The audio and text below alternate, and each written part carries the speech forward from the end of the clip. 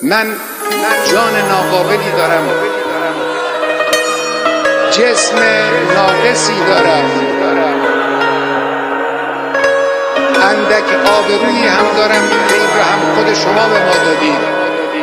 همه اینها رو من کف دست گرفتم، در راه این انقلاب و در راه اسلام فدا خواهم کرد. به عکس تو با اشک خیره شدم، نگاهت جارومه و دلنشین.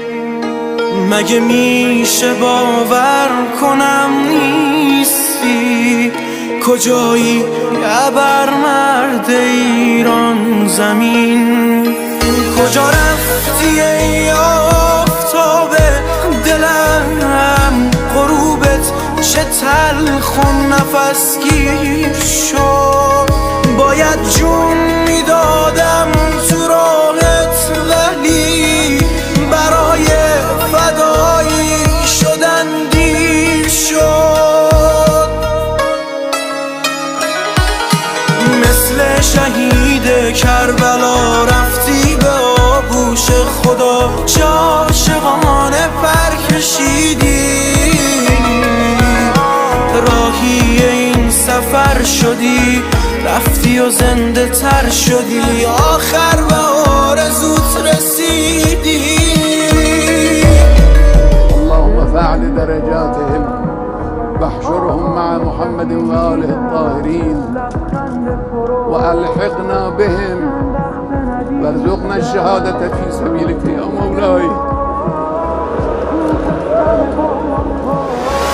دلتنگ تو هم آقای شهیدم، لبخند تو رو چند وقت ندیدم.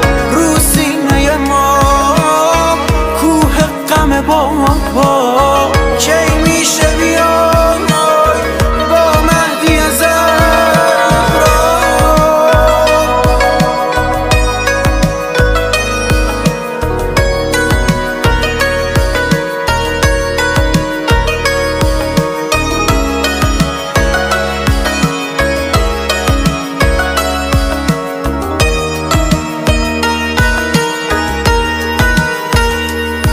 تو دریای آرامش بیکران، تو هم رنگ بارون، تو از نسل نور، تو سرچشمه عشق و شور و امید. تو بودی دلیل یه ملت غرور، به مشت گره کرده تو قسم که تا پای جون زیر این پرچمیم. به فرمان تو محکم و سوار، همه یک دل و یک صدا با همین. مثل شهید کربلا رفتی به آغوش خدا، چه عاشقانه پر کشیدی. راهی این سفر شدی، رفتی و زنده تر شدی، آخر به آرزوت رسیدی. دلتنگ تو هم آقای شهیدم، لبخند تو رو چند وقت ندیدم. رو سینه ما کوه غم بابا، کی میشه بیان با مهدی زهرا؟ سید ما، مولای ما، دعا کن برای ما.